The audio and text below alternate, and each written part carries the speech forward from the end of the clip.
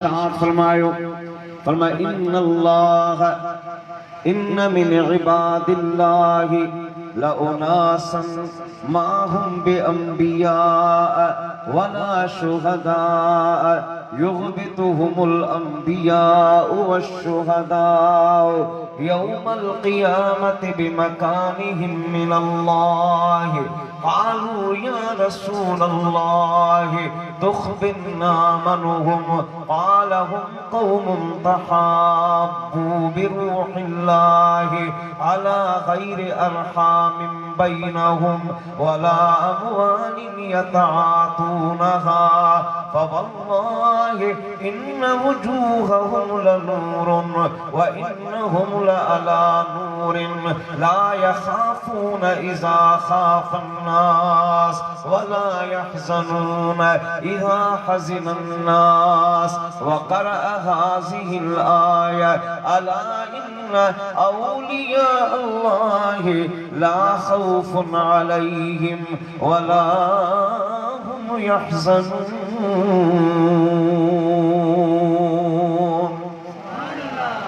मुझे मदीने जे मीर फरमायो ऐ मुझा सहाबा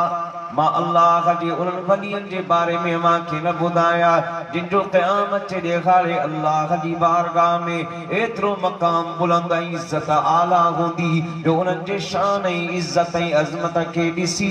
नबी ऐं शहीद बि रश्क कंदा। साहबा अर्ज़ कयो या रसूलल्लाह तुख़बिरना मन्हुम, उन्हनि जे बारे में उहो ॿुधायो उन्हनि जो कहिड़ो अमल हूंदो जंहिंजे करे ख़ुदा उन्हनि खे इहा इज़्ज़त अज़मत शान मक़ाम उलिया अता फरमाईंदो। मुंहिंजे आका फरमायो हुम क़ौमुन तहाब्बू बिरूहिल्लाहि, उन्हनि जो अमल सभिनी अमल खां उत्तम हूंदो ऐं उहो अमल इहो हूंदो जो ख़ुदा जी मख़लूक़ सां अल्लाह जी रज़ा लाइ मोहबत कंदा हूंदा। अब ॻाल्हि चवण सवली आहे, अमा ॿुधी माशाअल्लाह सुभान अल्लाह बि चयो इहो बि सवलो आसान आहे, पर ॻाल्हि मोहबत करणु अल्लाह जी रज़ा जे लाइ ऐं ख़ुदा जी सॼी मख़लूक़ सां इहो कमु मर्द जो आहे ऐं उहो करे सघे थो जंहिंजे अंदरि हौसलो तहम्मुल सब्र ऐं इस्तक़ामत। पंहिंजनि सां त हर को प्यार कंदो आहे, पंहिंजे वालिदैन सां औलाद सां हर को मोहब्बत कंदो आहे, पर अहिड़ी मोहब्बत के ॿिए मुस्लमान भाउ जे लाइ हुजे ख़ुदा जी मख़लूक़ जे लाइ इन्हे दिल में दर्द पैदा थिए जीअं पंहिंजे सॻे औलाद लाइ थिए थो, पंहिंजे अबे अम्मा लाइ पैदा थिए थो, जीअं हमदर्दी पंहिंजनि लाइ पैदा थिए थी ईअं ॿियनि जे लाइ एहसास पैदा थिए। इहो उनखे नसीब थींदो आहे जंहिंखे अल्लाह पंहिंजी मोहब्बत लाइ चूंडींदो आहे। असां दावा त ॾाढी ईमान जी कंदा आहियूं, पंहिंजे पाण खे आशिक़ रसूल छलाईंदा बि आहियूं ऐं चवंदा बि आहियूं त असां आशिक़ रसूल आहियूं, पर आशिक़ रसूल उहो आहे जेको रसूल जे तरीक़े ते हले, मुस्तफ़ा करीम जे फरमान मुताबिक़ ज़िंदगी गुज़ारे। तुंहिंजे दिल में हठा वॾाई तकबुर सरदारी मनसब उहदो ज़ात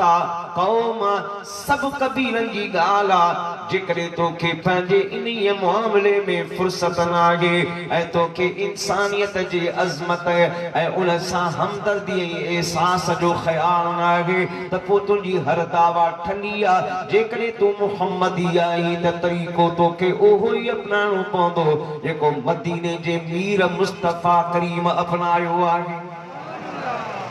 जो आसी को कमोली में अपनी छुपा ले, जो दुश्मन को भी जख्म खा कर दुआ दे, जख्म खा कर दुआ दे, इसे और क्या नाम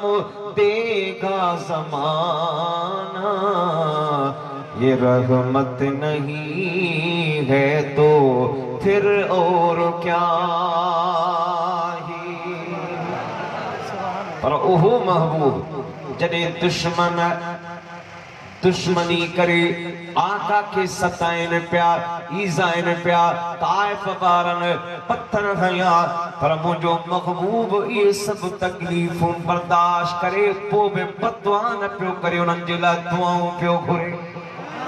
वो पत्थर मारने वालों को देते ही दुआ अक्सर कोई लाओ मिसाले सी शराफत हो तो ऐसी हो हमें अपना वो कहते हैं मोहब्बत हो तो ऐसी हो हमें रखते हैं नजरों में इनायत हो तो ऐसी हो ओहो महबूब एडो मेहरबाना एडो करीमा जे दुश्मन अचन त मुस्तफा करीम पंहिंजे कुलर मुबारकन ता चादर लागे सादुल मआद के पर इमाम इब्ने कय्यम लिखियो महबूब जी बारगाह में कटर दुश्मन अबू जहल जहिड़ो बि ईंदो हो त मुस्तफा उन जे आदर बाौलाद पंहिंजे प्यारी कमली चादर के विछाए उन के दुश्मन के बि चादर ते विहारींदा यो अखलाक यो करीमाना अंदाज हुयो तो मुझे महबूब जो मिठो नाले मिठे जो नाम आ मिठो डाढो मोहम्मद जाम आ करे तोड़े तंगे केर वठे के खाबिन वेर साईं जाने पाए पेर दादी अल्लाह करे खैर के लो आका जो आली मकाम आ मिठो डाढो मोहम्मद जाम आ मुझा आका मुझा मदीने जा मीर मुस्तफा करीम पंहिंजे गुलामन ते मेहरबान हो जंहिंखे महबूब जी बारगाह मां फैज़ान मिलियो आहे इहो नूरे नबूवत जो हिस्सो मिलियो आहे नूरे मारिफत मां बारो मिलियो आहे उहो बि ख़ुदा जो वली ख़ुदा जी मख़लूक सां प्यार कंदो आहे मुंहिंजे मदीने जे मीर फरमायो उन जी मुहबत दुनियादारीअ जे करे न हूंदी आहे वला अमवालिन यतातूनहा दुनिया जेवण जा वापार जे करे न तिजारत जे करे न माली सियासी फायदे मफाद जे करे न बेके गर्ज जे करे न बिरूहिल्लाह अल्लाह जी रज़ा जे लाइ मखलूक खुदा सां मोहब्बत कंदो आहे मुझे आका फरमाए जॾहिं उहो खुदा जी मखलूक सां प्यार कंदो आहे अल्लाह जी रज़ा जे लाइ त रब्बे करीम उन जे इन अदा के पसंद करे वो उन सां प्यार फरमाईंदो आहे वो जॾहिं रब प्यार कंदो आहे मोहब्बत लाइ चूंडींदो आहे दाआ जिब्रील के खुदा सॾींदो आहे इन्नी उहिब्बु फुलानन मां फलाणे बाणे सां मोहब्बत कयां थो फअहिब्बहु तू बि उन सां प्यार कर क़ाल फयुहिब्बुहु जिब्रील मुंहिंजे आका फरमाए पोइ जिब्रील बि उन अल्लाह जी वलीअ सां दोस्ती कंदो आहे मोहब्बत कंदो आहे जिब्रील जीरत पे जलील मां रब चाहियां थो इन मोहब्बत इन प्यार के अञा आश्कार कया अञा ज़ाहिर कया अबा इश्क ऐं मुश्क लिकी न सघंदो खुदा जॾहिं के बाने सां प्यार करे रब फरमाईंदो आहे इन प्यारी मोहब्बत जो इज़हार थियणु खपे ऐं मौलाए करीम कंहिंखे ॿुधायां कंहिंखे इज़हार आश्कार करे ॿुधायां इज़हार कंहिंसां कया जिब्रील सुम्म युनादी फी अहलि समा हाणे आसमान वारनि में मलाइकनि में फरिश्तनि में हूरो गिलमान में ऐलान कर त मां रब करीम फलाणे बाने सां जेको फलाने इलाके में रहे तो प्यार तो कया फयुहिब्बुहु अहलुस समा आसमान वारा भी उन सां मोहब्बत कंदा फअहिब्बु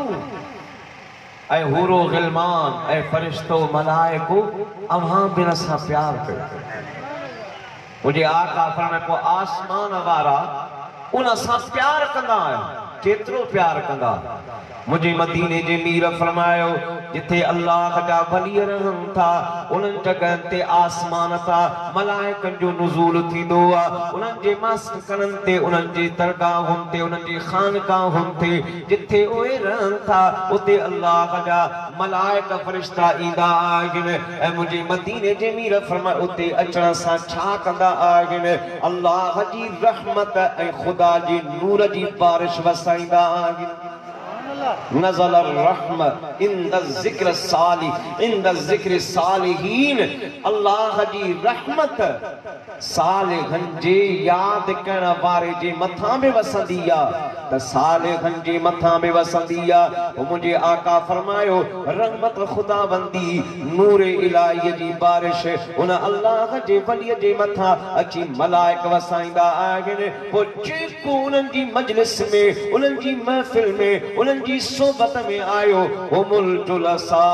ला यश्का जलीसहुम। जेको उन्हनि जे घर में वेंदो आहे उन्हनि जी सोबत इख्तियार कंदो आहे अल्लाह जी रहमत ऐं नूर जा कतरा उनखे बि नसीब थींदा आहिनि। मुंहिंजे आका फरमाए जेको उन्हनि वटि वेठो उहो कॾहिं बि महरूम न रहंदो। ख़ुदा जी रहमत सां उनजो सीनो मामूर बणिजी वेंदो आहे।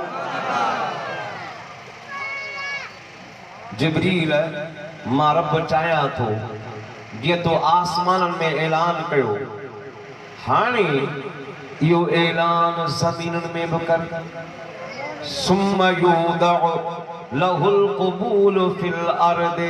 मुझे आका फरमायो अल्लाह ज़मीनुनि में ऐलान कराईंदो आहे। ज़मीन वारी तमाम मखलूकात खे ॿुधायो वेंदो आहे। ज़मीन में रुगो इंसान कोन था रहनि। अल्लामा जलालुद्दीन सयूती रहमतुल्लाह अलैह फरमायो शारीन हदीस मां मुहद्दिस सगरो फरमाए थो ख़ुदा जी ज़ात बाबरकात इन काइनात में 18,000 मखलूकात जा अक़साम पैदा फरमाया आहिनि। सिज चंड सितारा आसमान लोह अर्श कुर्सी कलम ज़मीनों ऐं ज़मीनुनि जे अंदरि जो कुझु वण टिण जबल झरना चश्मा समुंदर दरिया वण ॿूटा जेकी कुझु बि हिन ज़मीन जे अंदरि आहे अल्लाह सभु मख़लूक खे पंहिंजे दोस्त जी मारिफत ऐं उन्हनि सां मोहबत जो हुक्म फरमाईंदो आहे। मोहब्बत ला ज़रूरियात मारिफत हुई। मारिफत यानी तारीफ़। अवां कंहिंसां प्यार कयो उनजे नाले जी बि ख़बर न हुजे इहे मुमकिन नथो थी सघे। मोहब्बत उन सां थींदी आहे जंहिंसां गहराई हुजे तक़र्रुब हुजे वेझड़ाई हुजे जंहिंजी अदा जी ख़बर जंहिंखे ॼाणंदो सुञाणंदो। पोइ अल्लाह जॾहिं पंहिंजे बाननि जी मोहब्बत मखलूक ते वाजिब कंदो आहे त उन्हनि खे पहिरीं पंहिंजो तारीफ़ ऐं मारिफत अता फरमाईंदो आहे। ख़ुदा जे वलीअ खे ख़ुदा जी सारी मखलूक सुञाणंदी बि आहे। सिज बि उन्हनि सां प्यार कंदो आहे छो त सिज बि ख़ुदा जी मखलूक आहे। सिज बि उन्हनि खे सुञाणे चंड बि उन्हनि खे सुञाणे सितारा बि उन्हनि खे सुञाणनि। ऐं मोहब्बत जी ॿी निशानी आहे इताअत फरमान बरदारी। अवां पंहिंजे माशूक महबूब जो कॾहिं बि चवण कोन मोटाईंदा जीअं चवंदो ईअं कंदो छो त चाहींदो आहे आशिक त मुंहिंजो माशूक मूंखां राज़ी रहे नाराज़ न थिए रुसी न वञे।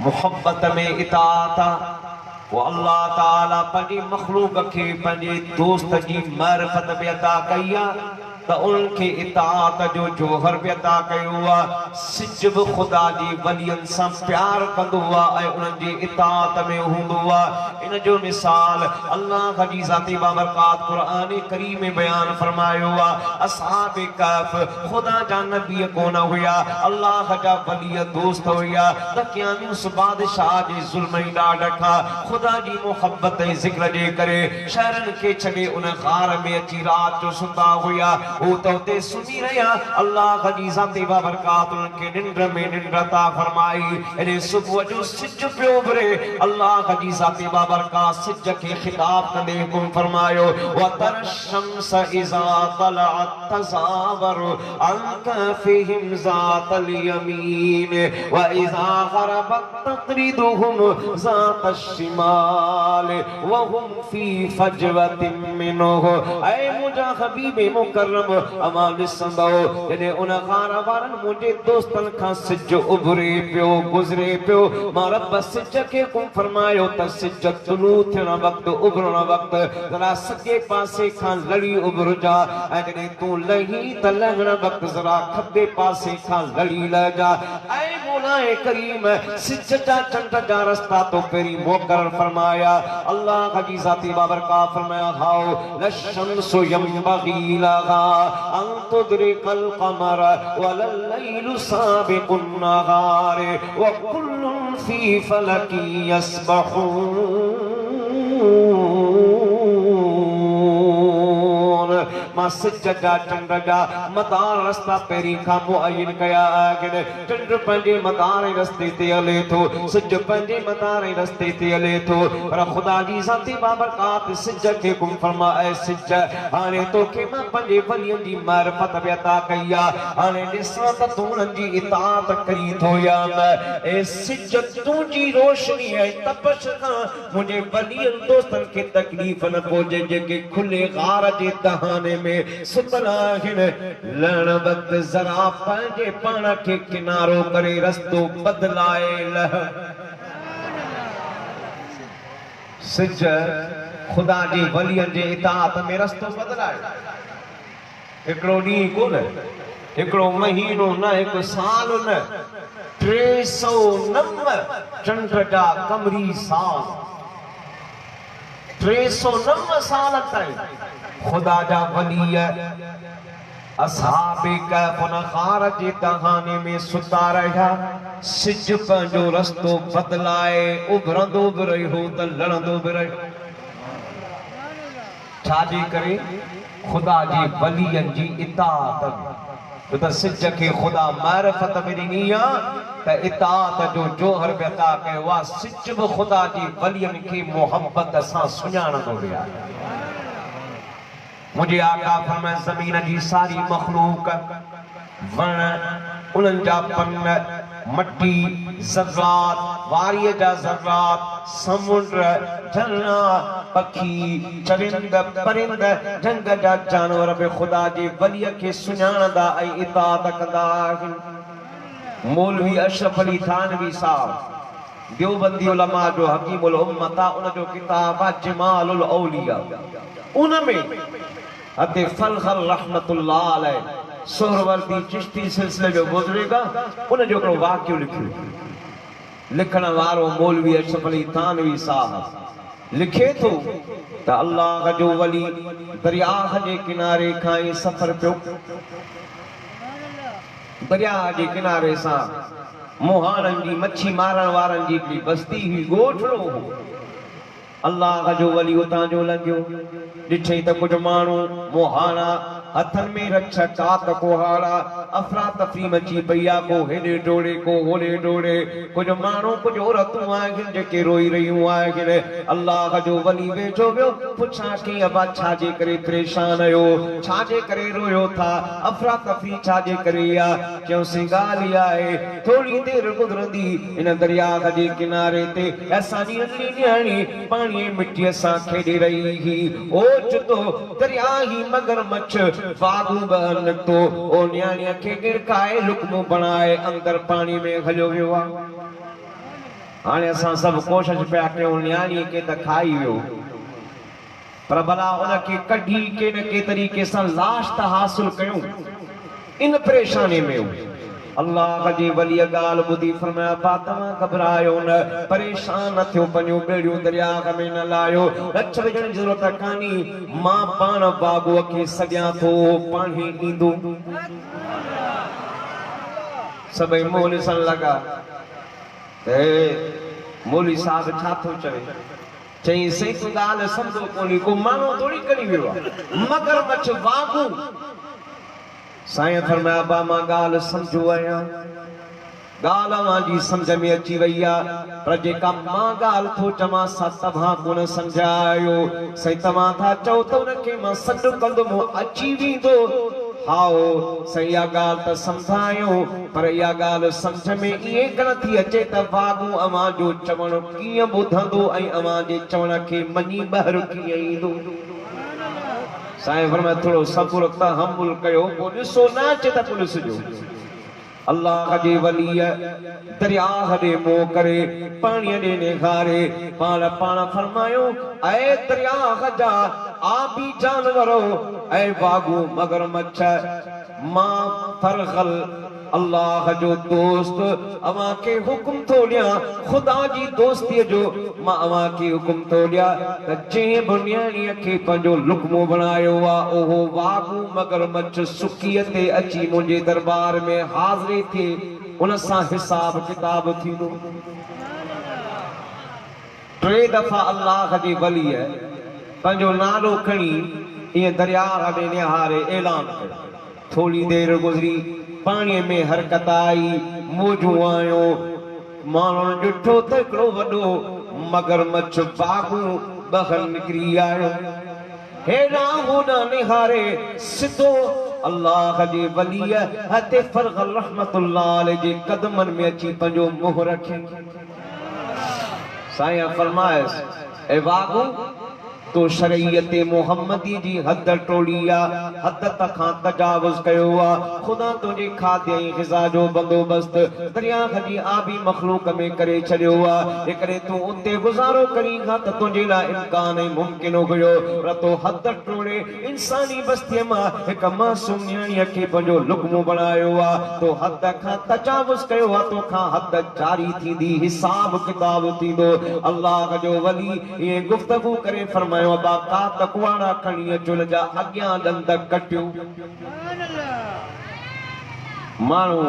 डिॼनि पिया। साईं फरमायो तव्हां डिॼो न, ख़ौफ़ न कयो, तव्हांखे कुझु नुक़सान कोन पहुचाईंदो। ॾंद कटिया विया। मौलवी अशरफ अली थानवी तो चवे ॾंद कटण वक़्तु उन मगरमच्छ जे अखियुनि मां शिद्दत तकलीफ़ जे करे पाणी त वहे पियो, पर पोइ ते न पियो निखारे, कंध खे हेॾे कोन पियो करे, साकित ख़ामोश बीठो आहे। अल्लाह जे वलीअ जे इताअत में हाज़िर आहे। ॾंद कटिया विया। अल्लाह जे वलीअ फरमायो ऐं वागो जेका तूं न्याणी गिड़काई आहे हिनखे वापसि ॿाहिरि ओगुल, वापसि ॿाहिरि आण। ओगराइणी की जो ॿाहिरि आंदई न्याणी जो ॿाहिरि आई आहे। अल्लाह जे वलीअ हुन न्याणीअ जे कन में अज़ान जा लफ़्ज़ चया त वा कलमू भरी ज़िंदा थी साह खणी वेही रही आहे। इहा करामत ॾिसी उहे मोहाणा को चवण लॻे अबा हे बोलो जादूगर, को चवे त शायदि को जिन आहे, माण्हू जे चवण सां थोरी ईंदो केरु। अल्लाह जे वलीअ ॿोलियूं जो ॿुधियूं, फरमाया अबा मां अवां जहिड़ो इंसान आहियां, को जिन का ख़ैर मरई मखलूक न आहियां, पर ॿुधो मां को आम माण्हू न, मां मुस्तफ़ा करीम जो ग़ुलाम आहियां। मुंहिंजे मदीने जे मीर फरमायो ख़ुदा जंहिंसां मुहबत कंदो आहे उनखे पंहिंजी मखलूक जी मुहबत ऐं मारिफत बि अता कंदो आहे। मखलूक ख़ुदा बि सां प्यार कंदी आहे, इताअत में हूंदी आहे। फरमाए हे जंग जा जानवर ख़ुदा मतलब पखी बि मुंहिंजे इताअत में आहिनि, जे मां सॾु कयां त इहे बि मुंहिंजे बारगाह में हाज़िर थी वेंदा। मुझे मोहब्बत जा आशिको मुस्तफ़ा करीम जे ग़ुलामन जो शान रालो आहे। हिकिड़ो मशहूर वाक़ियो आहे हदीस पाक में, मोहम्मद जो सहाबिया ते सफ़ीना साईं नालो त पी अम्मा ॿियो रखियो होसि, पर हिकु दफ़े जवान मर्द हिम्मत वारो कदावर काफ़िले में मोहम्मद सां गॾु हलंदो हो त के बुढ़ड़ा कमज़ोर सहाबा उन्हनि जो सामान पंहिंजे मथे ते खणी हलंदो। हिकिड़े ॾींहुं घणो सामान ईअं भरियूं गठरियूं खईं, महबूबनि जो ॾिठो, मुस्कुराए फरमाया अंत सफ़ीना, तूं त को ॿेड़ो आहीं। सहाबा आखे अर्ज़ कई सहाबियो मुंहिंजा दोस्त हो, मुंहिंजे अबे अम्मा जेको नालो रखियो उहो बि ॾाढो प्यारो आहे, पर जेकॾहिं मूंखे तव्हां इन नाले सां पुकारियो, जे नाले सां मदीने वारे मीर मोहब्बत में पुकारियो आहे त मूंखे ख़ुशी थींदी। हदीस में उन जो नालो सफ़ीना साईं ज़िक्र कयो वियो आहे। साउथ अफ्रीका जे जंगलनि में हेॾे इस्लामी लश्कर पहुतो आहे। इत्तिफ़ाक़ सां हिकु राति लश्कर खां जुदा थी वियो आहे। जंगल मां अचे वञे पियो, अकेलो पियो अचे। ॾिसे त साम्हूं बबर शेर शींहं पियो अचे। शींहं जो माण्हूअ खे ॾिठो त शींहं अॻिते पंहिंजा कदम वधाया, हमले करण जो सोचो। सफ़ीना साईं सोचो त शींहं हमलो करण वारो आहे। पाण पंहिंजे हथ खणी इशारो करे चवनि था, या अबल हारिस अना मौला रसूलुल्लाह सल्लल्लाहु अलैहि वसल्लम। ऐ शींहं मूंखे इंसान समझी पंहिंजो लुक़्मो बनाइण लाइ हमलो करण जो सोची पियो। मां इंसान आहियां पर आम इंसान न, मां मुस्तफ़ा करीम जो ग़ुलाम ऐं सहाबी आहियां। हिकु पंजाबी शाइर इन हदीस खे पंहिंजे मंज़रनामे में पाण बयान कंदे बयान कयो आहे। तुम सफ़ीने ने कहिया शेर ताईं बेशक मैनू खावी जावी, पर मैं गुलाम रसूलुल्लाह दा जरा सोच के हथड़ा पावी। शेर ने कहिया सफीने ताई सुन ए राही राहनु जा दे, जो गुलाम रसूलुल्लाह दा असा गुलाम उन्हां दे। जंग जा जानवर आहिनि शींहं, पर खुदा जी मखलूक के खुदा पंहिंजे दोस्तनि जी मारिफत अता कई आहे। हाणे अॻ में सिक्योरिटी गार्ड बणिजो शींहं पियो हले, पुठियां ते सफ़ीना साईं पियो हले। ऐं तूं सोना तूं मुंहिंजे पुठियां अच, मां तोखे जंगल पार कराए इंसानी बस्तीअ में छॾे अचां। जंग जा जानवर बि खुदा जे वलीअ खे सुञाणंदा, उनजी इताअत में हूंदा आहिनि, अल्लाह जी वलीअ सां प्यार कंदा आहिनि। मुंहिंजा अब्दा ख़ुदा जी ज़ाते बाबरकात पंहिंजे वलीअनि खे मक़ाम अता फरमायो आहे, मक़ामी मारिफत उन्हनि खे अता फरमायो, मक़ामी मोहब्बत उन्हनि खे अता फरमायो। ख़ुदा जी ज़ाते बाबरकात उन्हनि सां पाण मोहब्बत फरमाए थो त मख़लूक जी बि हर शइ उन्हनि सां प्यार करे थी। वो ख़ुदा जा वली जिन पंहिंजी ज़िंदगी अल्लाह जी रज़ा लाइ गुज़ारी, वो मुंहिंजा अता खुदा जी ज़ाती बाबरकात उनके मक़ाम इशरफ अता फरमायो आहे। अल्लाह जी ज़ाती बाबरकात फरमाए, इन्ना नहनु नुहयिल मौता व नक्तुबु मा क़द्दमू व आसारहुम व कुल्ल शैइन अहसैनाहु फी इमामिम मुबीन।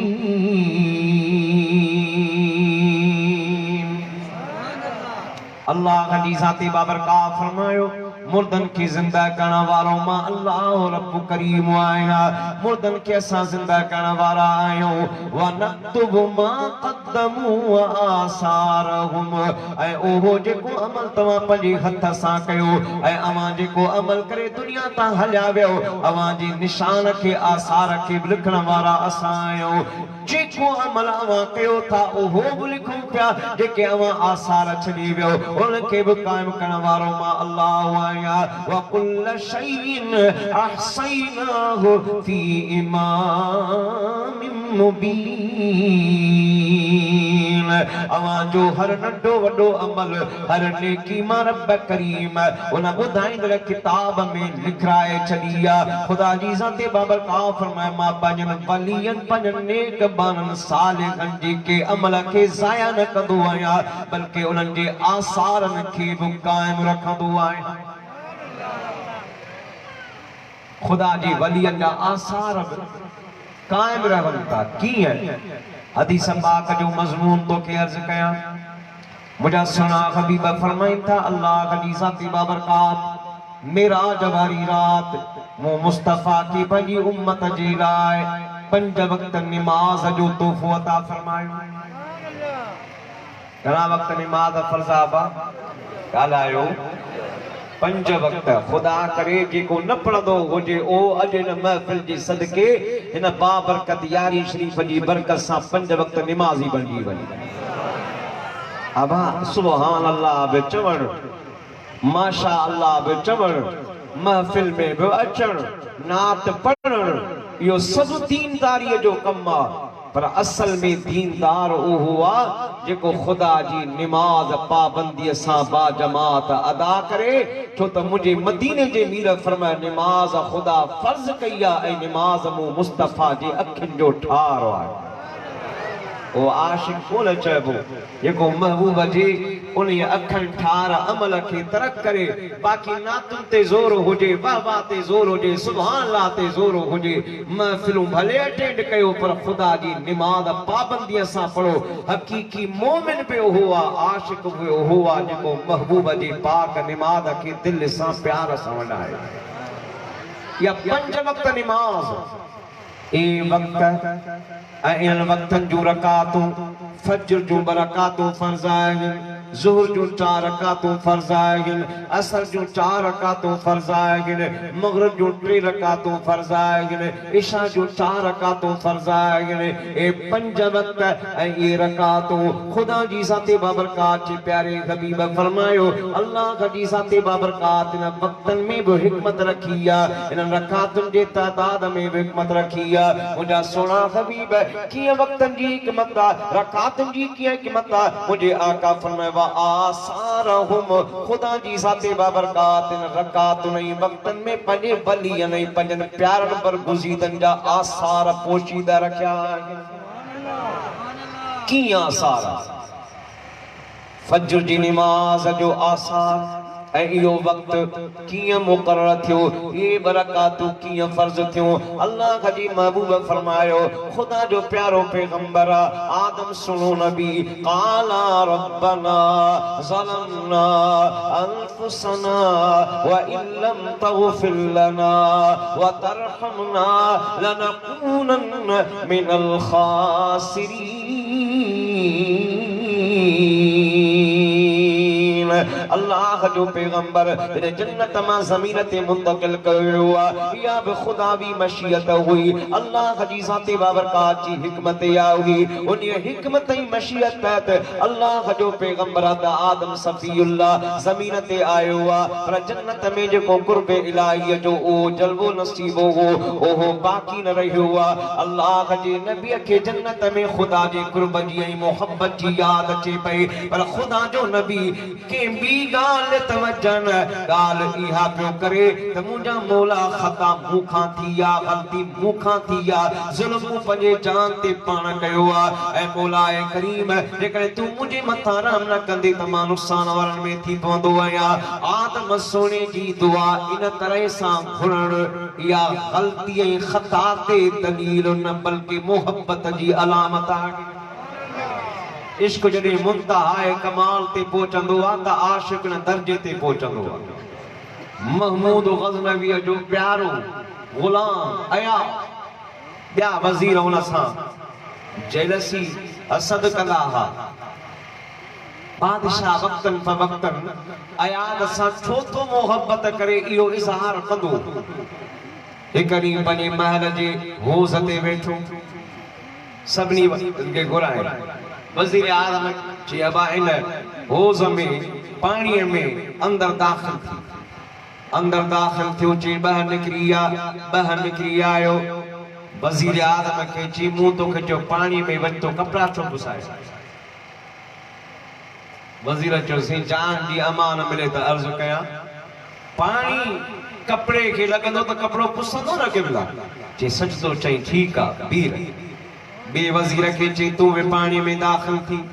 पाणीअ में न दाख़िल थियो, कपिड़ा पुसी पिया। पुछईंसि मूं तोखे चयो पाणीअ में दाख़िल थी तो कपिड़ा छो पुसाया। चईंसि ॻाल्हि सम्झ जहिड़ी आहे, पाणी लॻंदो त कपिड़ो पुसंदो। टे वज़ीर खे चई, चौथे वज़ीर खे, मुशीर खे, इहे सभु वज़ीर कतार सां ईअं वारी वारी पानी में दाखिल थींदा रहिया गाल हर को हिकड़ी पियो करे से अकुल जी गाल पानी लगंदो त कपड़ो पुसंदो आखिर में अयाज के चीतू बि पानी में दाखिल थी उना होज़ में टपो ॾिनो पानी में कपड़ा पुसी विया ॿाहिरि निकिरी आयो चई थो अयाज ॿियनि त कपड़ा पुसाया तो छो कपड़ा पुसाया चए थो क़िबला मूंखां ग़लती थी वई ख़ता थी वई आइंदा ईअं कोन थींदो जैसे ब्याह कपड़ा पाया ब्याह कपड़ा पाए चे हाने वरी टपो ने वरी जो पानी में टपो ने पानी में कपड़ा पुसी आया जे ॿाहिरि निकरिया छो कपड़ा पुसाई मूं तोखे मना कयो हो जैसे गलती थी वई खता थी वई 7 दफा ये कपड़ा खुश्क पाराए 7 दफा होज़ में टपो ॼाराए 7 दफा ॿाहिरि कढी साॻियो सवाल पुछो पर याद 7 भेरे भी यही गाल कैसे मूंखां गलती थी वई मुंहिंजी खता है कपड़ा न पुसण खपनि हा इन में जी गलती बादशाह बिन वजीरन ने हारे चयो अयाज तमाम वांगुर इंसान इनके वो खबर अकुल जी तकाजा इया यो भी जवाब उहो ही नहीं सके पियो जेको जवाब अमान नो हो त पानी कपड़े के लगंदो त कपड़ो पुसी पवंदो पर अयाद पंहिंजी खता पियो मने अकुल जी गाल कोन पियो करे इश्क जडे मुंतहा कमाल ते पहुचंदो वो यार जी मशियत ते नजर होंदी हिकमत ते नजर होंदी उते अकुल जी गाल न होंदी इश्क पंहिंजी मंजिल पाण ॿुधाईंदो आदम सोने जे लाइ रब जे कुरान चयो वलम नजिद लहू अज़मा आदम जानी वानी गलती कान कई हुई पर खुदा जो पैगंबर दुआ थो घुरे त इहा दुआ थो घुरे रब्बना ज़लमना अनफुसना व इन लम तगफिर लना या आदम पंहिंजे औलाद खे इंसानियत खे या अज़मत जी राह ऐं मंज़िल नसीया इंसान तुंहिंजो मक़ाम केॾो बि बुलंद थी वञे रब जे हुज़ूर में हमेशा तोखे बाॾाइणो लीलाइणो तोखे अर्ज़ करणो ईअं न सम्झी त 5 वक्त निमाज़ जो जोहर नसीब तहज्जुद गुज़ार बणिजी वियो नवाफ़िल अदा करी थो अल्लाह जी तस्बीह पढ़ी थो हाजी ऐं सखावत करी थो नेकिन जे करे तुंहिंजे दिलि में मतां तकबर वॾाई हठ पैदा थी वञे मक़ाम केॾो बि मिली वञे पर तूं पंहिंजे पाण खे आजिज़ ऐं नाक़िसी सम्झी हर वक्त ख़ुदा जे हुज़ूर में हाज़िर ऐं राज़िक़ बेटा ये फरमायो इंसान जी अज़मत हेठाई में फरमाए तू ना बूदिया ने अबद के आला कयो मूरत में मख्फी थिया सूरत पिणो से कबीत के ही गाल पिणा जे गुछ जी ऊपण कोनी हुनरी हियो न हुन धार अल इंसान सिद्धी व अन सिर्रुहु परूल जो पचार कंदा व्या तवार आलिम आरिफ अहली खुदा जे वलियन के खुदा मोहब्बत जो जोहर अता कयो उन्हनि जो मकाम निरालो अल्लाह जे वलियन जो शान निरालो मुंहिंजा अता मुंहिंजे सुने हबीब सल्लल्लाहु अलैहि वसल्लम जा गुलाम आका सां प्यार करण वारो अल्लाह जे प्यारे नबी खुदा जी बारगाह में अर्ज़ कयो मुंहिंजा मौला मूं पंहिंजी जान ते ज़ुल्म कयो मिटाई तो फरमाइबाना अरे तो खुदा जे हुज़ूर में दुआ घुरी त हमेशा इहे चवंदो रह जेॾो तुंहिंजो नाम आठ बि ओॼाई मंगा रियत बेरी थूड़िए तू छपर तू छा कुजाड़ो कहाँ तोखे मालूम सबका मिठो जिया नालो दिया मुंह वॾो आसिरो ख़ालिक तुंहिंजी खांद जो परो पांद न को नालो रब सदो रहियो आहे रूह में सतर के सतार ओ ऐबन उखाड़ी आहिया टक जो ढकण हार दई पांद पना मारू मिठ मलीर जा सबई पर ख्यामू सोखिया भाई सबको ओखिया तू ही तू मौला मथामू बुढ़ो मला हिजबा झजू मकर ठोल ढिलो ना तो मुंह निमाणी असी कोनी कमीणीअ जो बग़ैर तो बिलो तुझो नाओ निलो माता वठियो वेठड़िया हिया अल्लाह जे वलियन तरीक़ो सेखारियो लीलाए पुर लीलाए आसरो मलाहिज सजन बाधारींदड़ घणो जेकॾहिं जेतिरो तूं तड़पंदे ख़ुदा जी रहमत जो कंकर बि एॾो वसी कुशादो वसल अल्लाह जो पैगंबर दुआऊं घुरंदो रहियो सालनि ताईं रोअंदो रहियो अल्लाह जी ज़ाती बाबरकात जी मशीयत में रहम आयो रब फरमाए जिब्रील मुझे प्यारे वन नबी के वनी बशारत दे ऐ बुधाई से यादगिरी जारी से जन्नत जा वाक़या याद जारी से मां रब चाया तो त पंजे आदम सफीउल्लाह के तरीको दस्या मग़फ़िरत थींदी मक़ाम मिलंदो पर के तरीके सा अल्लाह जो फरिश्तो जिब्रील अमीन आयो अते आदम सुने सा कचहरी तो करे इमाम ज़मख़शरी रहमतुल्लाह अलैह फरमाइन था कचहरी कंदे आदम सुने के तो जैसे जन्नत जी का तो के यादगिरी अचे थी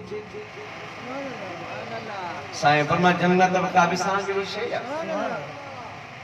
जैसे भला उते छा छा ॾिठो ई साईं फरमा ॿियो त सभु कुझु ॾिठो पर हिकिड़ी ख़ासि ॻाल्हि ॾिठो मां जॾहिं जन्नत में घुमंदो हुउसि जन्नत जे महलनि जे दीवारुनि ते दरवाज़नि जे चाउनि ते जन्नत जे कालीननि ते फानोसनि ते ज़ुरूफ़नि ते हूरो ग़िलमान जे पेशाननि ते मलाइकनि जे परनि ते मां कलमो नूर जो लिखियल ॾिठो ला इलाहा इल्लल्लाहु मुहम्मदुर रसूलुल्लाह फरमाते हैं आदम के मुझे खुल्द बरी में लिखा हुआ तू बाप मिला नाम मोहम्मद सही ला इलाहा इल्लल्लाह त समझी दो ना हाओ मुहम्मद रसूलुल्लाह जी हाओ मां खुदा खां पुछो रब मूंखे फरमाए लौला कलम्मा खलक़तुल अफलाक लौला कलम्मा अज़हरतुर रबूबिय्या आदम इन मुहम्मद रसूलुल्लाह जे बारे में पुछी थो जेकॾहिं इन खे पैदा न कयां हा त तोखे बि पैदा कोन कयां हा आसमान न बनाया हा हे जुड़ इंसान न बनाए पंहिंजी रुबूबियत जो इज़हार बि कोन कयां हा सोना हो ॻाल्हि इहा सम्झ में तोखे आई हाओ जिब्रील वींदो रहियो आदम सुनो इशारो समझी वियो त जे ॻाल्हि प्यारे जी इशारो ॾेई वियो अॼु इन प्यारे जो इशारे जो वसीलो वठी अल्लाह खां दुआ घुरणी महबूबन जे पाक वसीले जो नाले जो वसीलो वठी अल्लाह जी बारगाह में आदम सुने अर्ज कयो रब्बे कायनात जिब्रील अमीन के वापस मोकलियो मुझे आका फरमायो आदम सजी रात अल्लाह जी बारगाह में मुनाजात कई दुआ घुरी बस कईया पाक फुटिया जिब्रील अमीन आयो ऐ सुना आदम सफीउल्लाह तो के बशारत मुबारक हुजे अल्लाह जी ज़ाते बाबरकात तुछा मग़फ़िरत परचाइण जो ऐलान फरमायो रब फरमाया तो मुझे महबूब जे नाले जो कदर न कयो तो रुगो पंहिंजी मग़फ़िरत घुरी पर जेकॾहिं पंहिंजी सॼे औलाद जे लाइ बख़्शिश मग़फ़िरत घुरी त मां पंहिंजे महबूब जे नाले जे सदके तुंहिंजे सॼे औलाद जूं ख़ताऊं में मेटे छॾिया हुया मुझे आका फरमायो वक्त फजर जो दाखिल थी चुको पाक फुटिया अल्लाह जे पैगंबर बरकातो नफिल नमाज शुक्राने तुरते अल्लाह जी हुजूर में अदा कया रब फरमाए मुझा महबूब ओ वक्त हुआ अदा मुखे पंजे आदम जी पसंदा मां रब कुरान में फरमायो मा अक़दमु व आसारहुम उनन जे आसारन के निशानन के भी बाकी रखंदुस मूं रब जी मशीयत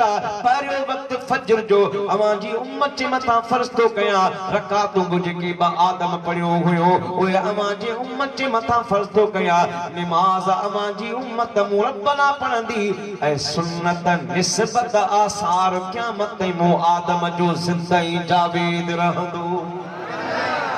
ज़ुहर जी नमाज वक़ाल इन्नी ज़ाहिबुन इला रब्बी सयहदीन रब्बि हबली मिनस्सालिहीन वबश्शरनाहु बिग़ुलामिन हलीम फलम्मा बलग मअहु अस्सअय क़ाल या बुनय्य इन्नी अरा फिल मनामि अन्नी अज़बहुका फंज़ुर माज़ा तरा क़ाल या अबति फ़अल मा तुअमरु सतजिदुनी इंशाअल्लाहु मिनस्साबिरीन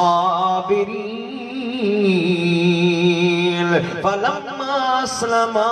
वतल्लहु लिलजबीन वनादैनाहु अय्या इब्राहीम क़द सद्दक़्ता अर्रुया इन्ना कज़ालिका नज्ज़िल मुहसिनीन इन्न हाज़ा लहुवल बलाउल मुबीन वफ़दैनाहु बिज़िब्हिन अज़ीम वतरकना अलैहि फिल आखिरीन सलामुन अला इब्राहीम। अल्लाह का जो पैगंबर हज़रत इब्राहिम खैरुल्लाह जवानी में जरे नबूवत जो मकाम मिलो खुदा जी ज़ाते बाबरकात फरमाए मुझा खलील वने निमरूद वक्त जे बादशाह के मुझे मुख्तोहीद जो पैगाम ने ओ त पंजे पान खे रब तो सलाए पर हकीकी महबूद बरक जो पैगाम तो खलील के पहुंचाणो आ। अल्लाह का जो खलील निमरूद जी बारगाह में किए पहुंचो आ दरबार में किए पहुंचो आ अल्लाह का जे वली है खुदा जी नबी है खुदा जे गुज़ीदे बाने ओ सजो कुछ इंतजाम ओ पेरी थियो किस्से मुख्तसर अल्लाह की ज़ाती बाबरकात मुनाज़रो मुकालमो एको खलीलुल्लाह निमरूद जे दरमियान थियो ओहो भी कुरान में बयान फरमायो। वक्त मुख्तसरा सिर्फ आयत तलावत करे तो के नुक्तो अर्ज कया अलम तरा इलल्लज़ी हाज इब्राहीम फी रब्बिही अन आताहुल्लाहुल मुल्क इज़ क़ाल इब्राहीम रब्बियल्लज़ी युह्यी व युमीत क़ाल अना उह्यी व उमीत क़ाल इब्राहीम फ़इन्नल्लाह याती बिश्शम्सि मिनल मशरिक फाति बिहा मिनल मग़रिब वबुहितल्लज़ी कफ़र वल्लाहु ला यहदिल क़ौमज़ ज़ालिमीन। अल्लाह जी नबी निमरूद सा मुकालमो कयो मुनाज़रे में निमरूद हराए वियो दुश्मनी थिया खुदा जी ज़ाते बाबरकात पंजे पैगंबर के फरमाया हाणे बाबिल के इन शहर के छड़े हिजरत इख्तियार कर जवानी में जत कई है 90 साल उम्र थी वई हिजरत जो हुक्म अञा पूरो न थियो 4000 मील साईं सफ़र कयो कंदे कंदे जवानी खां पीरी ते पहुतो हलंदे हलंदे अर्ज़ थो करे वक़ाल इन्नी ज़ाहिबुन इला रब्बी सयहदीन रब्बि हबली मिन सालिहीन। करीम जेकॾहिं जवानी में मूंखे पुट अता कई हा अॼु जवान थी वञे हा मां बुढो थी वञा सफ़र जूं सहुबतूं बर्दाश्त कोन थियूं थियनि पुट हुजे हा त बांह ॿेड़ी थिए हा अकेलो इहे सफ़र कोन कया हा रब फरमाए खलील तोखे हिन उम्र में पंहिंजे पुट जी तरफ़ थी वबश्शरनाहु बिग़ुलामिन हलीम असांजे बारगाह में कमी कानी तोखे बशारत हलीम पुट अता कंदासीं नालो रखजांसि इस्माईल। इससे मुख्तसर अल्लाह के फर्जंद के बच्चो जाओ डोलन टेड़ो थियो वजन डोलन टेड़ो थियो उम्र वडनी थी अल्लाह की ज़ाते बाबरकात पंजे खलील के वरी आज़मायो व इज़ इब्तला इब्राहीम रब्बुहु बिकलिमातिन फअतम्महुन। अल्लाह की ज़ाते बाबरकात फरमाया सा पंजे खलील के इम्तिहान में आज़मायो वो हर इम्तिहान में पास थियो खुदा की ज़ाते बाबरकात इम्तिहान नमा हते इस्माइल ज़बीहुल्लाह जो इम्तिहान वरतो फलम्मा बलग मअहु अस्सअय क़ाल या बुनय्य इन्नी अरा फिल मनामि अन्नी अज़बहुका फंज़ुर माज़ा तरा। ऐ पुत्र मां ख्वाब में ॾिसां थो त तोखे मां ज़िब थो कयां हाणे ॿुधा तुंहिंजो इरादो कहिड़ो इस्माइल ज़बीहुल्लाह नंढड़ो ॻाल्हि या ॿुधी करे ड्रे कोन थो ईअं कोन थो चवे त बाबा तूं त कोहण लाइ तयार आहे पर मां कोन कुझु चंदुसि बल्कि चए थो फ़क़ाल या अबति फ़अल मां तुमर सतजिदुनी इंशाअल्लाह मिनस साबिरीन। बाबा जेकॾहिं तोखे ख़ुदा जो हुकुम आहे त पोइ देर न कर मां कुसण लाइ तयार आहियां इंशाअल्लाह मूंखे साबिरनि मां लहंदी। हल्को हो बाबा देर न कर जो अमरो इलाही आयो थई हाज़िर आही बचड़ो कुसण कहिड़ी मूंझ मुझायो थई हाज़िर आही सदते था मास्टर किकड़ो तालबोया कुछ ततड़ो मंसन मिन्ना पद गचड़ो माशा मौला कम थी ता साला कामयाब थियूं ॿई पीउ पुट ॻोल्हा रो रकीन अखियूं मुठ पंहिंजूं छो जो नेठ पायो थई हाज़िर आही। बाबा मां त सिधे थी तूं मुंहिंजे अमल खे चई आहीं त दोस्त जी दावत में वठी थो वञांसि वापसि जो वेंदे तूं त रहीम महिरबान आहीं कीअं जवाब ॾींदे मां तुंहिंजी इहा मुश्किल आसान थो कयां हे मुंहिंजी पहिरान मुंहिंजो कमीस मुंहिंजी कमीस मुंहिंजी अमड़ खे ॾिजा ऐं मुंहिंजी वसियत जा लफ़्ज़नि खे ॿुधाए जा कहिड़ा जी जल खे दिलि चाए ॾिजा हीअ कमीस पेश कजा हीअ निया पोते खे चइजा मुंहिंजी मादर ख़ूब ख़ुशी करे हाणे अल्लाह भाई मिलबो महशर अर्ज़ु अमर खे हीअ कजा त फर्ज़ हीअ फरमायो थई हाज़िर आहे।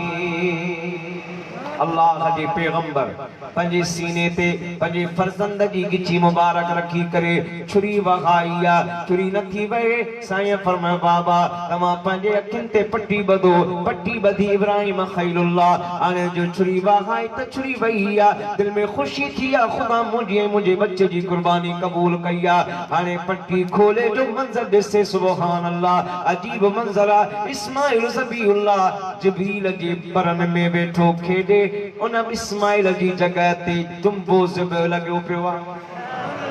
अल्लाह जो खलील यो मंज़र ॾिसी ढिॼी वियो आहे दिलि में ॾखणी पैदा थी आहे ख़्याल आयो ख़बर न आहे मूंखां अलाए मुंहिंजे बच्चे खां का ग़लती थी आहे जो ख़ुदा जी ज़ात बाबरकात मुंहिंजे बच्चे जी कुर्बानी क़बूल न कई हेॾा खलीलुल्लाह जे दिलि में ख़्याल आयो होॾा अल्लाह फरमायो सक़द सद्दक़त रुया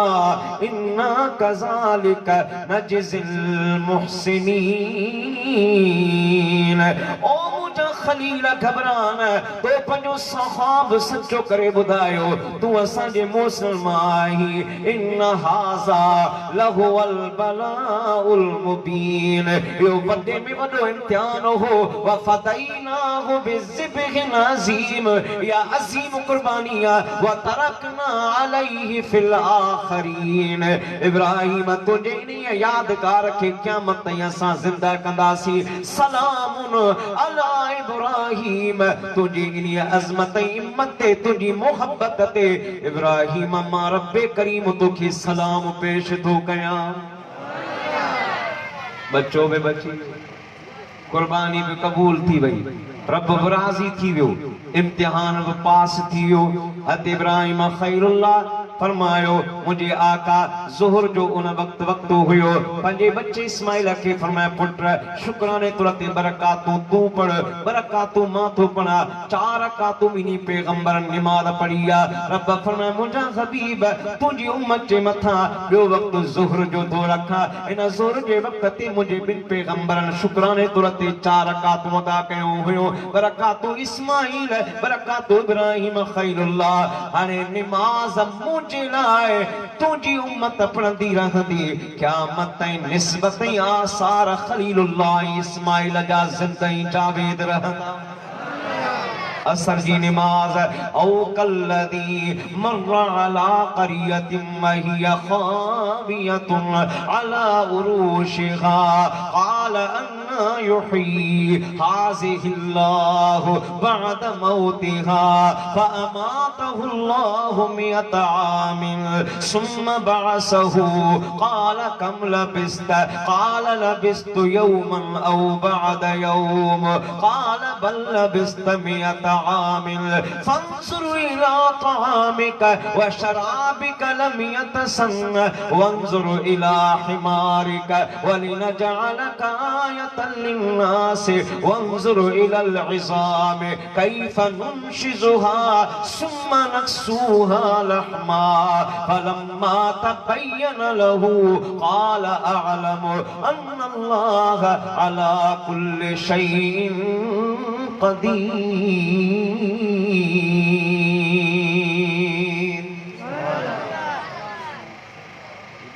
सुन्नी कुरान बुधे सुभान अल्लाह चवे या को लॻई को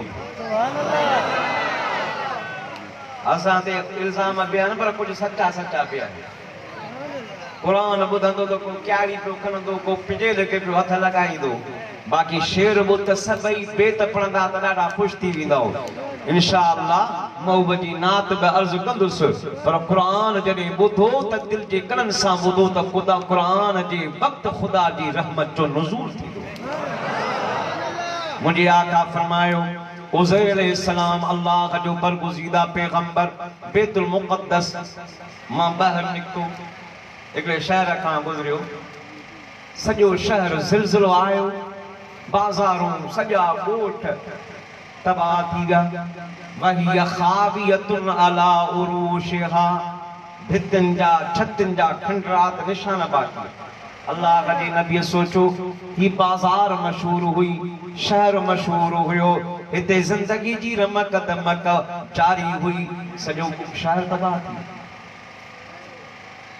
ख़्याल दिल में आयो भला हिन शहर खे ख़ुदा वरी कॾहिं आबाद कंदो ये तो सब माण्हू मरी विया अल्लाह जी ज़ाते बाबरकात जे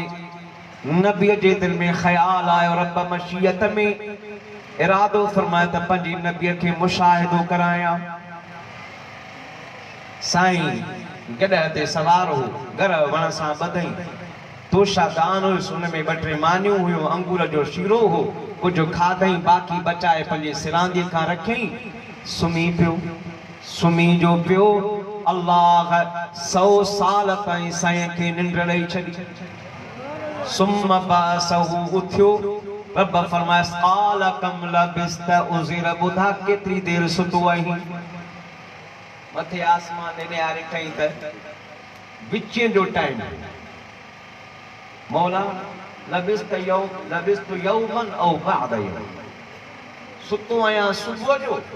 हिन विचें जो टाइम पियो थिए ॾींहुं या ॾींहं जा कुझु हिसो रहियो अल्लाह से फरमायो क़ाल बल लबिस्त मिअत आमिन ॾींहुं बि पहिरियों न उज़ैर 100 साल ताईं तूं सुतो पियो हुए मालिक जो फरमायो त 100 साल त साईं पंहिंजा हथ पियो ॾिसे कपिड़ा पियो ॾिसे 100 साल ताईं सुतो हुउसि मुंहिंजी जवानीअ वारा कारा वार पुड़ा त कोन थिया जवानीअ वारो आसार कपिड़ा पातल उन्हनि जो धागो बि कोन चिटो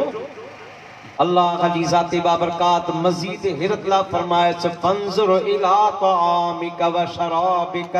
लम यतसन पंहिंजे तोशादान ने निहार खोलई मानी जेका सुबुह जी खाई खाधी हुई उहा मानी उन सॼे सूरत में पई आहे न अंगूर जो शीरो ख़राब थियो न मानी ख़राब थी न सुकी साईं मज़ीद हैरान थियो रब तो फरमाए 100 साल मानी त सुबुह वारी आहे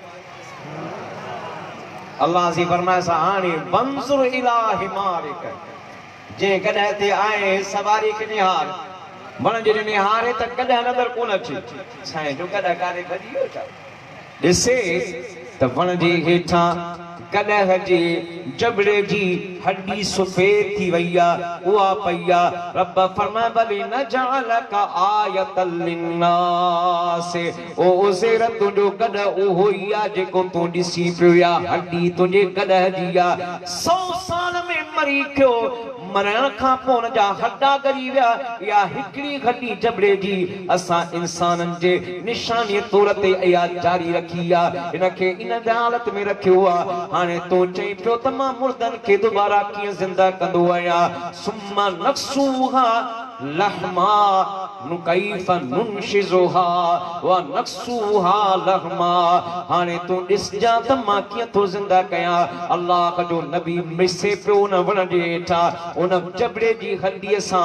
ॿी हड्डी पैदा थी उहा जुड़ी वई टी हड्डी पैदा थी उहा जुड़ी वई तव्हांजो सगड़ जो सॼो ढांचो हड्डियूं त पाण में जुड़ंदियूं वञनि कालब तयारु थी वियो सुम्मा नक्सूहा लहमा हॾियुनि जे मथां गोश्त चढ़ंदो वियो खल चढ़ी वई साहु पइजी वियो हॾियुनि जो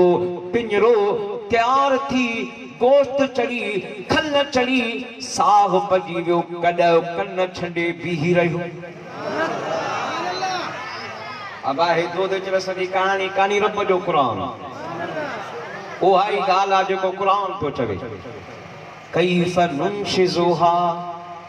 सुम्मा नक्सूहा लहमा फलम्मा तबय्यन लहू قال أعلم أن الله على كل شيء قدير الله जी यो मंज़र जो ॾिठो चए थो मुंहिंजा मौला मां ॼाणे वरितो त तूं हर शइ ते क़ादिर आहे कीअं ज़िंदा कंदे कीअं ज़ारींदे हाणे ख़ुदा जे नबीअ इहो त रुॻो पंहिंजो मंज़र ॾिठो हो हीअं जो खणी निहारे 100 साल पहिरीं जे बस्तीअ खां गुज़रियो हुयो 100 साल त सुम्ही पियो हो बस टाइम त एतिरो लॻो आहे जो गोया त सुबुह सुतो हो विच महिल उथियो आहे हीअं जो निहारे जेको शहर आबाद न हो बर्बाद हो खावियतुन अला उरूशिहा हो खंडरात हुयो उहो शहर अॻे खां वधीक आबाद थी महल बंगला ठहिया पिया साईं फरमाया वाह मुंहिंजा मौला तू कीअं तो ज़िंदगी आबाद करी इहो मंज़र बि साईं ॾिठो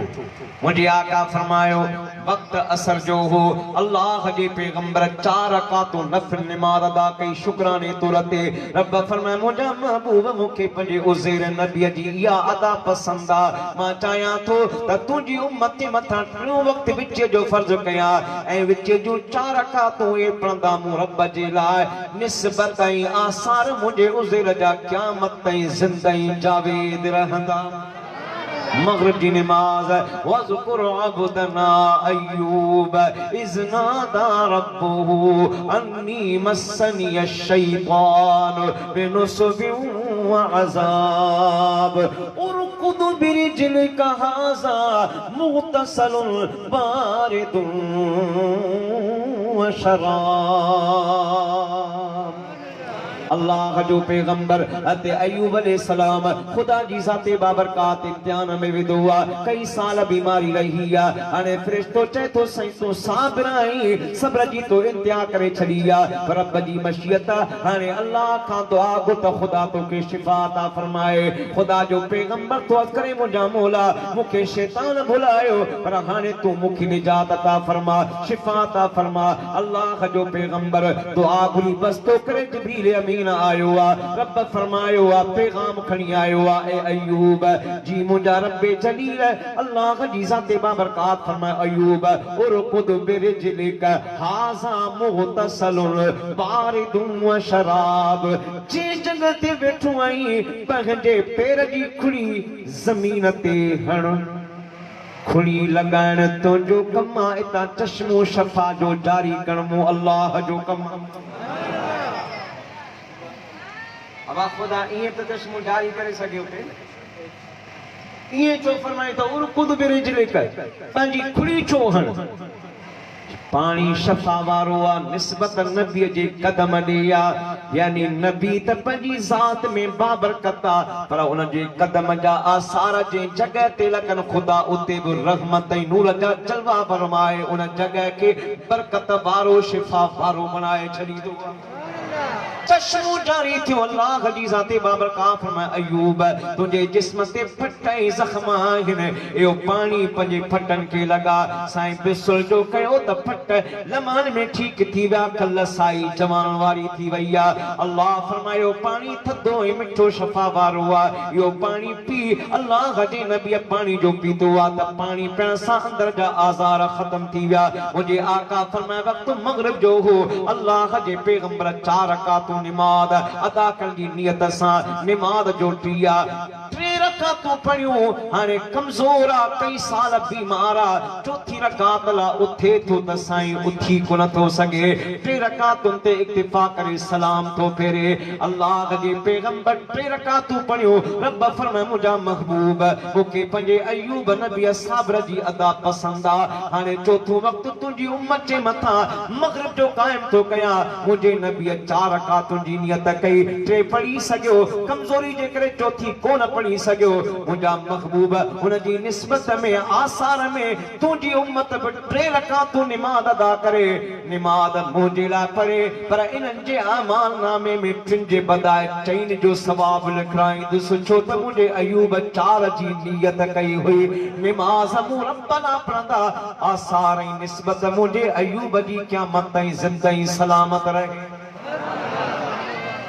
इशा जी नमाज मुझा सोना हबीब सल्लल्लाहु अलैहि वसल्लम मुझे आका अना नबुवत जो ज़ाहिर ऐलान फरमायो हो बेसत न कई ही मुझे सुने आका सबरे आलम सल्लल्लाहु अलैहि वसल्लम जी तबियत मुबारक ही जो मामूल हुयो ये सज लगंदो हुयो सज जे लण खां पो वक्त गुजरंदो हुयो वक्त गुजरण खां पो मुझा महबूब रात जो अल्लाह जी नमाज अदा कंदा हा यानी गोया के शाद वक्त दाखिल थींदो हो महबूब जी मथा नमाज फर्ज त कान हुई पर मुस्तफा करीम 4 रकातूं ए नमाज जो पढ़ंदा हुया मुंहिंजा आका नमाज इन अंदाज़ सां अदा कंदा हा रब फरमाए मुंहिंजा हबीब बस 5 वक्त तुंहिंजी उम्मत जे मथा उहो ई मुक़रर कयां थो जेके वक्त ते तूं रब सां मुलाकात कंदे हैं नमाज जे ज़रिए नमाज अस्सलातु मेराजुल मुमिनीन मुंहिंजे आका नमाज इशा जी पढ़ी मुंहिंजे आका जी इन अदा खे क़यामत ते ज़िंदा जावेद रखण जे लाइ अल्लाह फरमाए 5 वक्त इशा जो आ इन करे मुझे मदीने जे मीर फरमाए इशा जी नमाज मोमिन ते आसान मुनाफिक ते गरामा छुगरिया छो त इन वक्त जी रकातुन जी निस्बत मुस्तफा सां चओ सुभान अल्लाह वॾे आवाज़ सां चओ तो मुझे आका फरमायो कंजुल माल जी हदीसा जेको ये 5 निस्बतूं आसार ज़हन में रखी 5 वक्त अल्लाह जी नमाज अदा कंदो मां मुस्तफा करीम जो उन सां वाइदो वा जे जिंदगी में न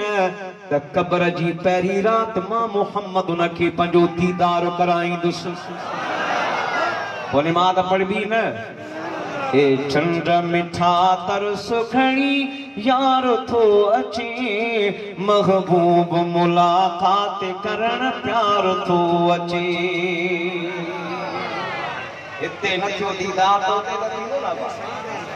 कब्र में आशिक के मुस्तफा भला केर तो चए त महबूब जो दीदार थे हथ मथे खणी ॿुधायो ए चंद्र मिठा तरस खणी यार थो अचे महबूब मुलाकात करण प्यार थो अचे महबूब मुलाकात करण प्यार थो अचे दाता नसीब कया दीदार जी घड़ी पासे नथी खुदारा हिय प्यार जी घड़ी पासे नथी खुदारा हिय प्यार जी घड़ी मथा जो सुभान मां त साईं सवाल के चयो पे साईं 12 बजे खिताब करा त मां बि खुली ॻाल्हाए सघां मां बि तकड़ो पंहिंजो मौज़ू पूरो करण ते आहियां टाइम थी वियो आहे बस मुख़्तसिर 5-8 मिंट वधीक मां तव्हांजो टाइम कोन थो वठां पर मोहब्बत सां गौसल आज़म जो शान अल्लाह जे वलियनि जो मक़ाम तराइजी वियो कंहिं ॿिए किस्त में ॿुधाईंदोसां ए चंड मिठा तरस खणी यार थो अचे महबूब मुलाकात करण प्यार थो अचे दाता नसीब कया दीदार जी घड़ी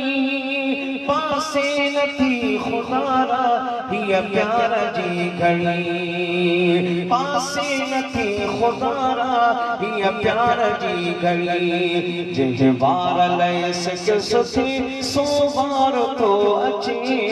महबूब मुलाकात करण प्यार तो अचे हथ मथे खणी झूठी चढ़ महबूब मुलाकात करण प्यार तो अचे उम्मीद जा तमसा रहिजी मता वञे हिन प्यार मंझि खारी पइजी मता वञे हिन प्यार मंझि खारी पइजी मता वञे पारण पिरी सुबह जो इक़रार थो अचे पारण पिरी सुबह जो इक़रार थो अचे महबूब मुलाकात करण प्यार थो अचे महबूब मुलाकात करण प्यार थो अचे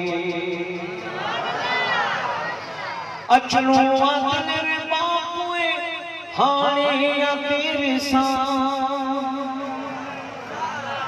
कब्र जो मंज़र आशिक़ के शुमारे मलाइकतुल हदीस पाक नम कनौमतिल उरूस अज इए सुमी पर इंतजार में जी कुआर पहिरी रात पंहिंजे घोट जे इंतजार में सुम्हंदी आहे कुआर त पंहिंजे घोट जो इंतजार कंदी आहे ही आशिक़ मोहम्मद घोट जे इंतजार में अचणो आ दिल रो बापुए हाणे तेरे सां ईदो खुदा का दोशल मेहमान खैर सां ईदो खुदा का दोशल मेहमान खैर सां दम दम अखियूं ॾिसनि दम दम अखियूं दग हम दम दम अखियूं ॾिसनि दग दिलदार थो अचे महबूब मुलाकात करण प्यार थो अचे ए चंड मिठा तरस खणी यार थो अचे महबूब मुलाकात करण प्यार थो अचे महबूब थो अचे मिस्कीन जे तने सारी उम्र सफारियो जेके सदे सदे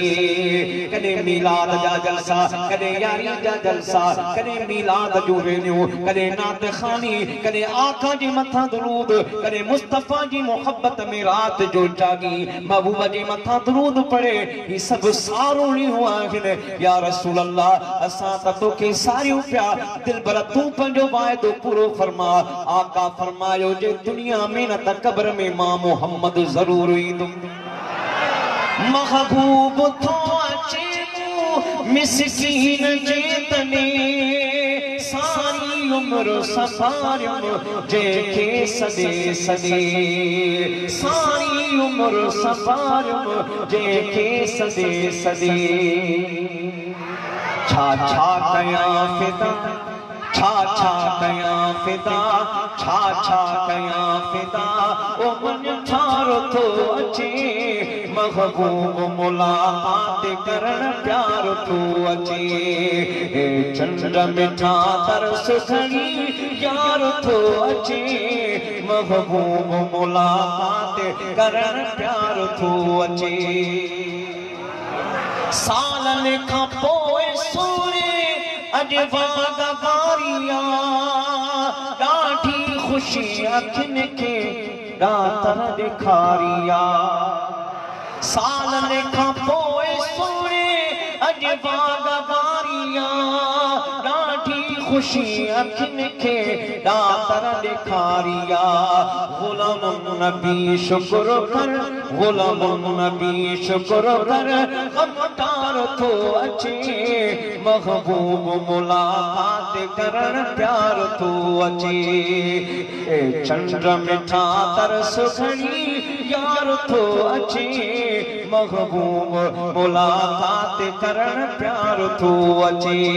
ओ महबूब बि इंशाअल्लाह क़ब्र में पंहिंजो जलवो कराईंदो पर पीराने पीर बि कोन छॾींदो असां पीराने पीर जा ग़ुलाम आहियूं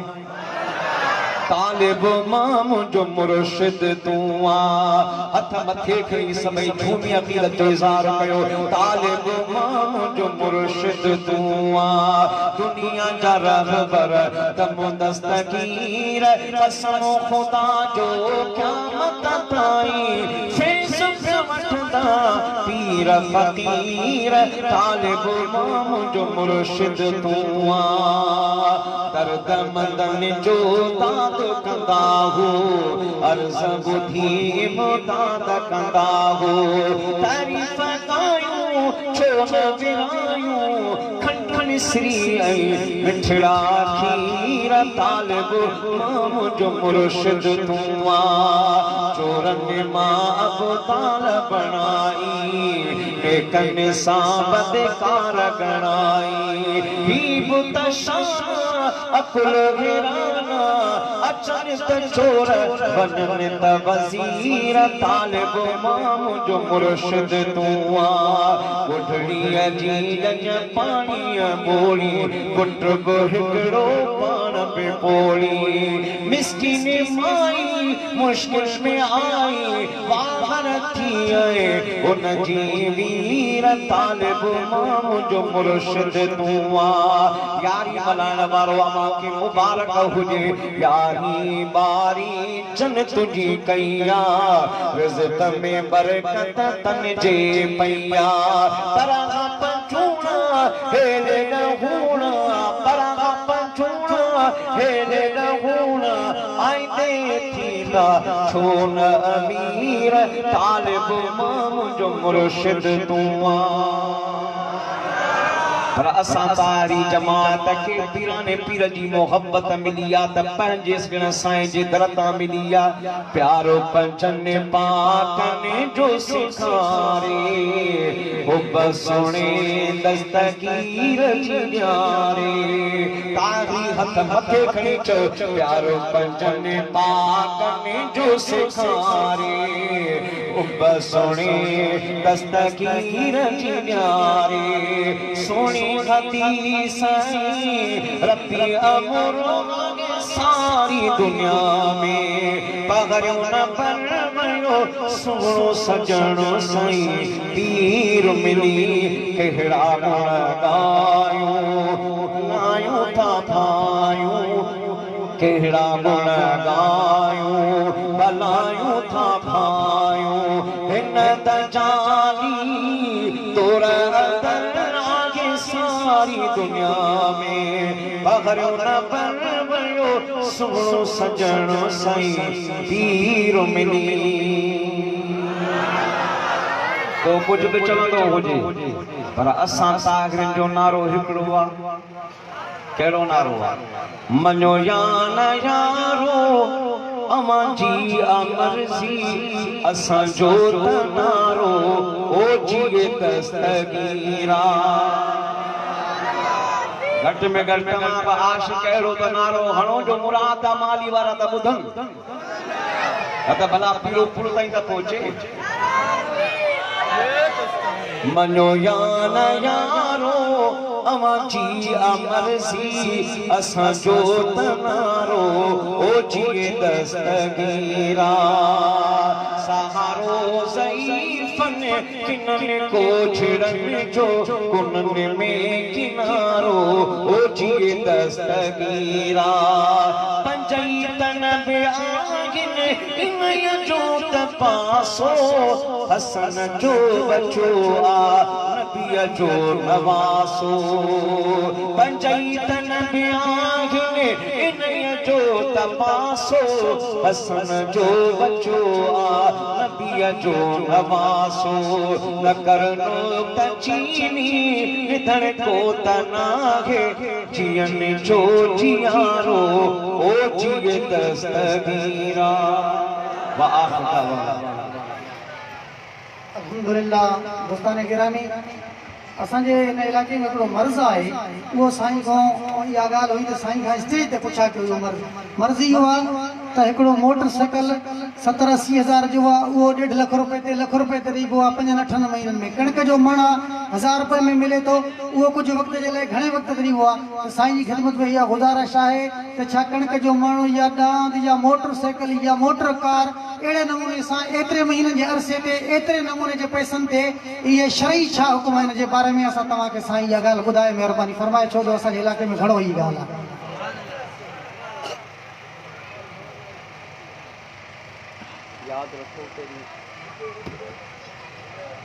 याद रखो पेरी फिक़ह हनफी मुताबिक कारोबार में मुज़ारिबत जो कानून आहे कुल्ली वाइदो उन जा कई जो सूरतूं आहिनि उहा शइ जंहिंजी क़ीमत असल में मिसाल तौर ते 100 रुपया आहे बई ऐं मबी विकण वारो ऐं वठण वारो पंहिंजी रज़ामंदीअ सां अगरि उन जी क़ीमत 110 रुपया मुक़ररु करे कुझु वक़्तु उधार जे लाइ 5 महीननि जे लाइ थोरे अरसे जे लाइ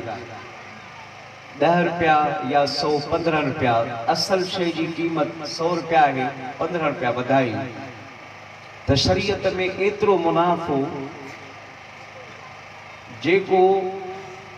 कंहिंजे मथां वज़न या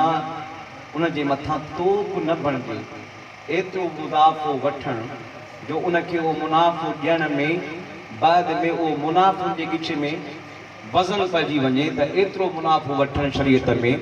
नाजाइज़ आहे। मुनाफ़ो मुनासिब वठणु जाइज़ आहे। हिकिड़ी सूरत इहा। ॿी ॻाल्हि इहा त जेको साईं सवाल कयो इहो मर्ज़ आहे सूद जो इहो कारोबार कोन्हे हिकिड़ी आसान किस्तुनि ते जेका शइ वठो था उनजी पेनल्टी अगरि लॻी हेतिरी मुद्दत में न ॾिनई त उन ते पेनल्टी लॻंदी ॾंडो लॻंदो वधीक पैसा लॻंदा इहो सूदी कारोबार आहे इहो नाजाइज़ आहे। मुक़ररु वक़्त जे लाइ मुक़ररु क़ीमत मुनासिब फ़ाइदो वठणु इहो जाइज़ आहे पर उन मुक़ररु मुद्दत में पेनल्टी न लॻंदी मज़ीद पैसा न ॾेई सघियो उन ते ॿियो ॾंड में ॿिया पैसा कोन लॻंदा उहा ई क़ीमत जेका पहिरीं तइ थी उहा ई उनखे अदा करणी आहे ऐं उहा क़ीमत बि ईअं न त 60,000 जी शइ आहे त 1.25 लख में ॾे यानी अधु ते अधु ॾे ईअं न मुनासिब उन जो मुनाफ़ो जेको ॿिए जे मथां बर्डन तोप न बणिजे पार न बणिजे। यादि रखो सूदी कारोबार करणु मुंहिंजे आका फरमाइनि 70 सज़ाऊं घणियूं सज़ाऊं 70 सज़ाऊं घटि में घटि क़यामत जे ॾिहाड़े जेका फ़र्द जुर्म आहे थींदी सूद करणु सूदी कारोबार करण वारे गोया पंहिंजी सॻी माउ सां खाने काबे में ज़िना कयो। अल्लाह रहम करे हलाल खाओ हराम खां बचो हलाल में थोड़े में बरकत आहे खुदा सभिनी खे बरकतूं अता फरमाए इन मर्ज़ रूहानी मर्ज़ खां खुदा असांखे बचाए हलाल कमायो हलाल खायो महिनत कयो जेकॾहिं का अहिड़ी शइ आसान किस्तुनि ते ॾियणु बि चाहियो था त उहा पहिरीं मुद्दत मुक़ररु कई वेंदी ऐं उन में मुनासिब मुनाफ़ो रखियो वेंदो ऐं उहा मुक़ररु मुद्दत जे दौरान अगरि का 19-20 थी पई त रक़म न वधाइबी पोइ उहा शइ तव्हां वापसि वठी सघो था पर रक़म न वधाइबी उहा रक़म सूद में शुमार थींदी। अल्लाह सी असांखे महफ़ूज़ करे दुआ थींदी दुआ खां बाद नमाज़ जुमो मस्जिद शरीफ़ में थींदो छो जगह उते आहे बक़ाया नंगर जेको हाणे स्कूल में आहे हाणे दुआ थींदी दुआ खां बाद में फौरन मस्जिद शरीफ़ में हलो सुन्नत पढ़ो ऐं उते नमाज़ जुमा थींदी। अर्ज़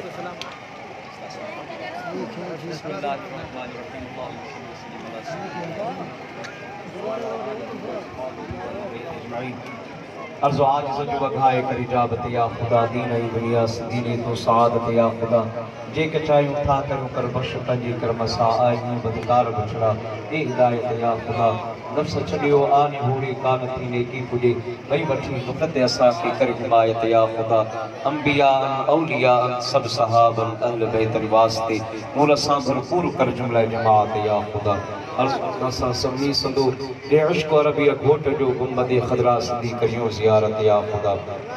قال الله تبارك وتعالى في شان حبيب الكريم ان الله وملائكته يصلون على النبي يا ايها الذين امنوا صلوا عليه وسلموا تسليما اللهم صل على سيدنا مولانا محمد وآله وصحبه اجمعين برحمتك يا